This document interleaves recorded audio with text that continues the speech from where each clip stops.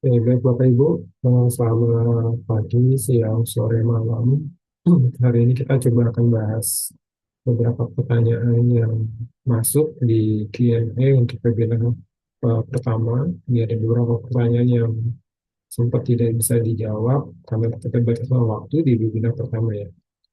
Pertama dari Mas Brian, pertanyaannya, saya lagi dapat SP2DK dari KPP, isinya tentang temuan beda antara venue di SPT Badan dan SPT PPN. Nah, ini normal ya memang. Dan saya kewalahan karena ini sebenarnya hanya masalah timing difference, karena di current years ini kami ada banyak terbit credit note, sehingga muncul perbedaan. Kira-kira bagaimana ya menangani masalah ini supaya tidak menjadi risk buat kami gitu ya. Ya, Mas Brian, memang kredit note itu sangat tergantung dengan transaksi yang dilakukan sama perusahaan ya. Jadi memang kita tidak bisa membuat atau membuat skenario-nya ya, karena memang kredit note itu adalah hal yang lumrah yang terjadi ya. Ya, kredit note ini bisa macam-macam ya, bisa berupa retur gitu ya, atau misalkan pembatalan invoice gitu ya, atau ada perubahan dari nilai invoice dan seterusnya. Sehingga yang penting adalah sebenarnya adalah kredit note yang terjadi itu merefer kemana sebenarnya, sehingga nanti dicocokkan antara pencatatan pembukuan gitu ya dengan yang dicatat di atau dilaporkan di SPT PPN gitu ya.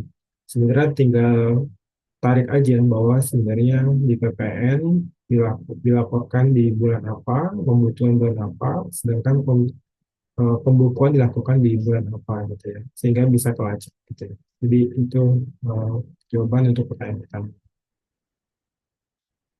Kemudian dari Bu Nancy Yolanda, jika pada SP2DK air minta JL dan dokumen fisik, apa sebaiknya langsung mengaku untuk bayar PP21 dan PP23 saja agar segera dapat eh, berita acara ya atau di close ya, eh, apa namanya SP2DK.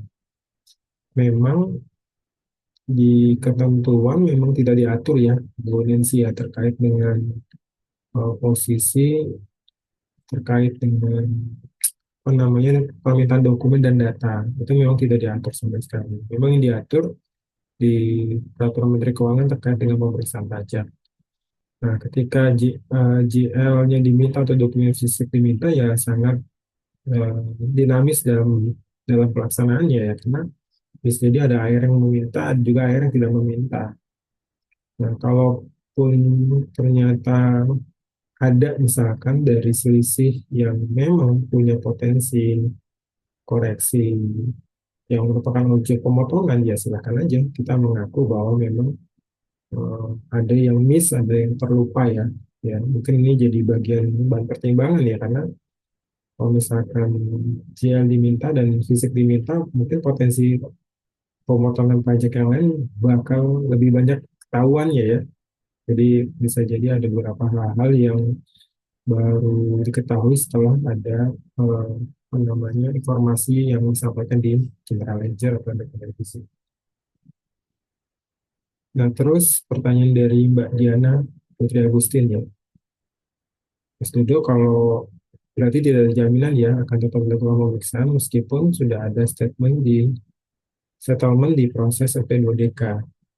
Sehingga meskipun berita acara SP2DK sudah terbit dan kedua belah pihak setuju untuk melakukan pembentukan pemeriksaan, pemeriksaan tetap bisa dilakukan. Ya, gini jadi Mbak Diana. Jadi memang setujunya kedua belah pihak, baik wajib pajak maupun pemeriksa pajak, memang diarahkan untuk pembetulan, gitu ya.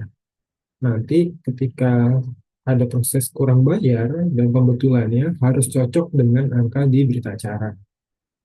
Tapi sekiranya angka di berita acara eh, dan angka yang ada di SPT pembetulan angkanya tidak sama, kemungkinan besar bisa dinaikkan ke scale up ke pemeriksaan. Jadi itu memungkinkan saja ya, memungkinkan.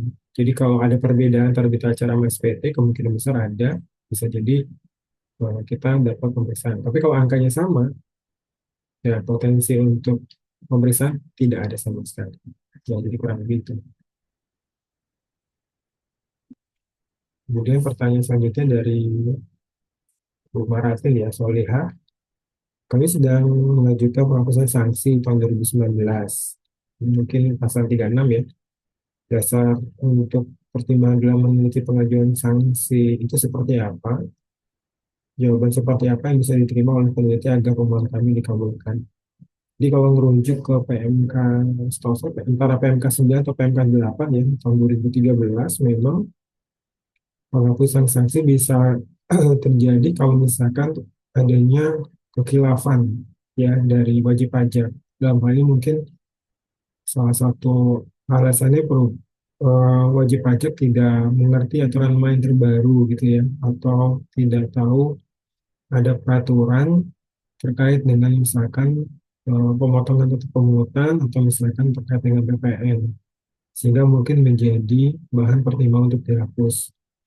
Yang kedua biasanya adalah terkait dengan cash flow-nya perusahaan, bahwa dengan ketidaktahuannya wajib pajak dan harus membayar sanksi mengakibatkan terjadinya hmm, cash flow yang tidak baik di perusahaan, sehingga meminta kita untuk melakukan penghapusan sanksi ya. Dan mungkin pertimbangan berikutnya adalah yang ketiga, tidak akan mengulangi lagi kejadian ini di tahun-tahun berikutnya, sehingga mungkin akan menjadi bahan pertimbangan peneliti untuk permohonan kita dikabulkan. Ini. Terus Bu Rosa Damanik, eh, apakah kami pernah kena SP2DK yang masih belum selesai? Ada yang kena SKP, ada yang SP2 belum selesai, sudah muncul SP2DK tahun berikutnya. Apakah WP bisa ngajuin keberatan diperiksa tiap tahun bukunya? Jadi untuk proses keberatan itu memang prosedurnya adalah Bu Rosa harus eh, ada proses pemeriksaan dulu. Jadi kalau SP2DK kita nggak bisa ngajuin keberatan, tidak bisa. Tapi kalau kita ada SP2 pemeriksaan, kemudian terbit SKP, dan di closing conference-nya kita nggak sepakat, nggak setuju, kita bisa ngajuin keberatan ya ke fase berikutnya. Dan posisinya adalah nanti arah keberatan itu tidak lagi di KPP ya, tapi biasanya arahnya di Kamil gitu ya. Jadi Bapak, jadi Bu Rosa ketemu orang yang baru, kemudian silakan punya argumentasi di surat dan waktu eh, apa ya diajak diskusi ya pembahasan dengan tim peneliti atau pelaku keberatan. Ya, sekian dari saya untuk Q&A webinar pertama. Sampai jumpa di Q&A di webinar kedua.